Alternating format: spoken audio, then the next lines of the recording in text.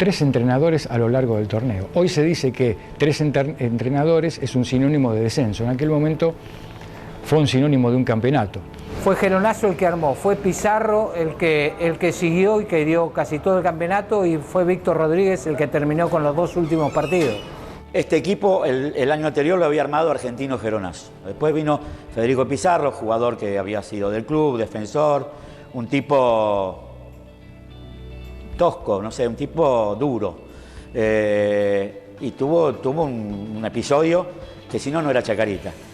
Antes de jugar la semifinal, se va Pizarro. Chacarita se queda sin técnico.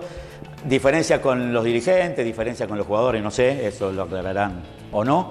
Ahí quedó. Y ahí viene Víctor Rodríguez. Para nosotros el más importante de los técnicos que tuvimos fue Argentino Geronasso.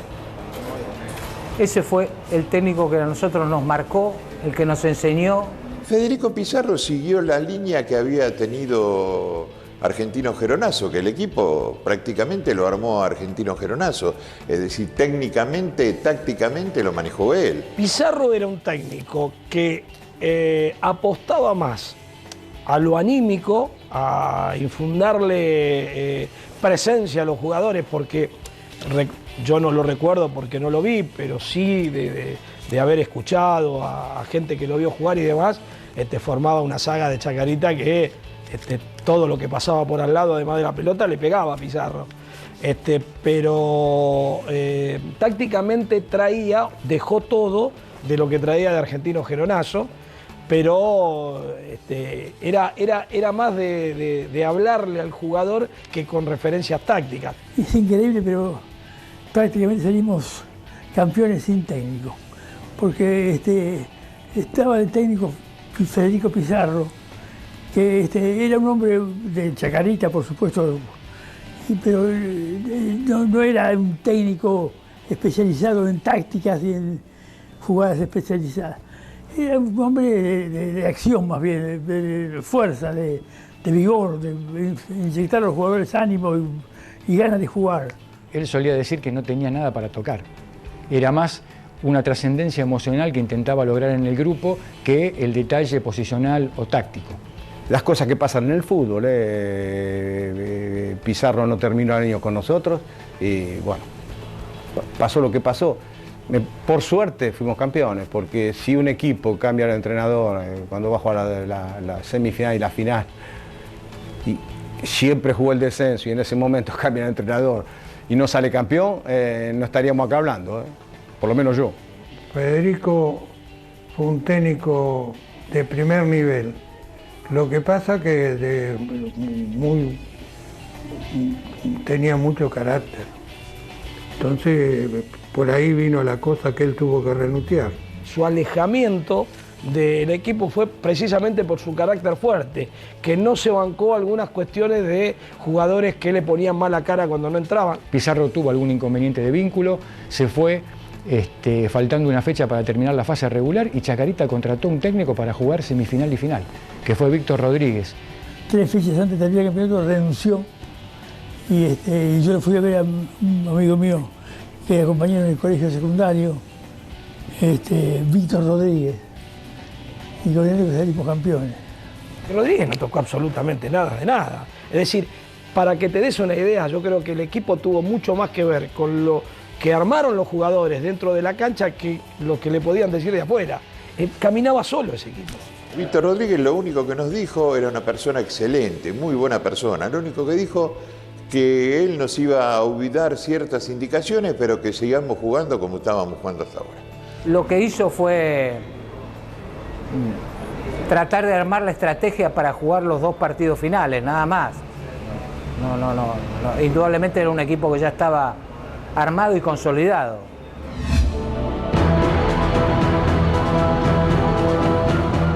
Se concentró en el colegio militar porque se consiguió un contacto para poder hacerlo y la concentración para la semifinal y para la final sucedió allí. Ese es otro dato también importante porque no volvió a pasar. En el colegio militar en el Palomar concentramos, sí. Fuimos a concentrarnos ahí. Algo diferente, nunca lo habíamos hecho. Es más, durante casi todo el campeonato fueron muy pocas veces las que concentramos, no concentrábamos nosotros, prácticamente Era muy poco lo que concentrábamos. Era una concentración muy rígida, muy dura. Pero los jugadores la soportaron perfectamente bien y estaban convencidos de que tenían que hacer sacrificio para llegar a la final en muy buenas condiciones. Así que se hizo una semana de trabajo intensivo y rindió sus frutos. Estábamos 16 personas dentro de una enfermería en el colegio militar. Y cuando le ganamos a Racing, el ingeniero Gómez, que es el dueño del Hotel Buenos Aires, un hotel en la calle Marcelo T. de Alvear, nos llevó, después de ganarle a Racing, nos llevó al Hotel Buenos Aires. Y le dijimos que no, que queríamos volver al colegio militar. De cábala. Así que seguimos tomando frío 4 días.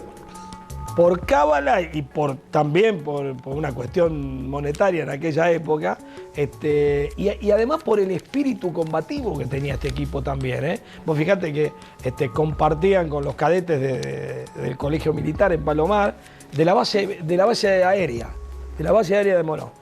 Y allí dormían en la cuadra. Me acuerdo que Abel Pérez se casó, lo vestimos, lo llevamos a la iglesia, después lo llevamos al salón, y después lo trajimos de nuevo al colegio militar. Se casa y nos volvimos, nos tuvimos que ir y volver. No tuvimos mucho tiempo como para festejarlo, pero como él ya tenía las fechas tomadas, no hubo más remedio que hacerlo. Eso se traía también de la mística de Estudiantes, de lo que hacía Estudiantes con su beldía, de los jugadores que se casaban.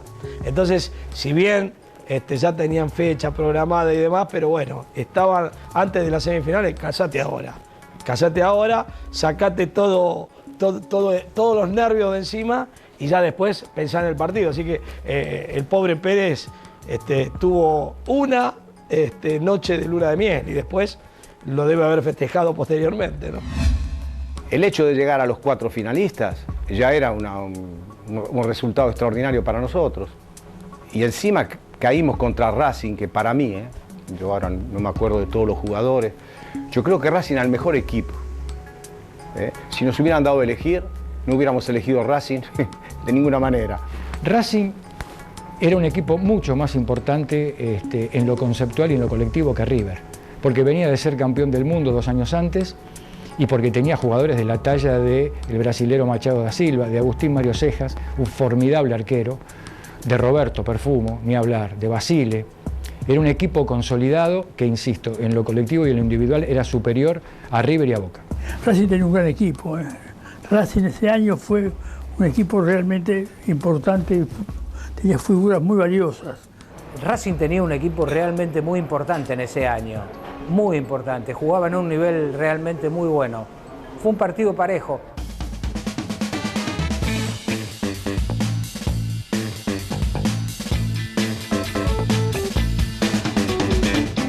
Tiro libre, una salida de pelota parada y Recupero va al primer palo, lo que deja estáticos a los defensores de Racing. Si vos observás la jugada nuevamente, Marcos lo busca a Recupero muy rápidamente y Recupero le queda la pelota muy baja y por una cuestión de intuición define con una palomita. La pelota yo la puse ahí para que él la desvíe, porque era un poquito lejos.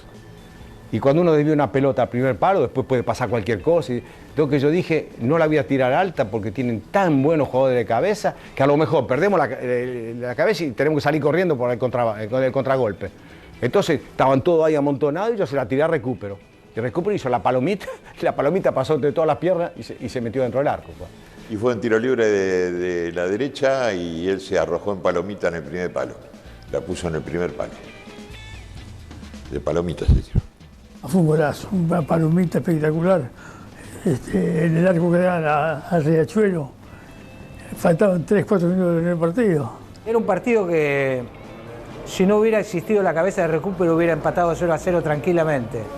Tuvo varias opciones, Racing, no lo pudo conseguir el gol, y nosotros en una de las opciones, como la del gol, pudimos concretarlo. Y después, bueno, después había que aguantarlo y esperarlo.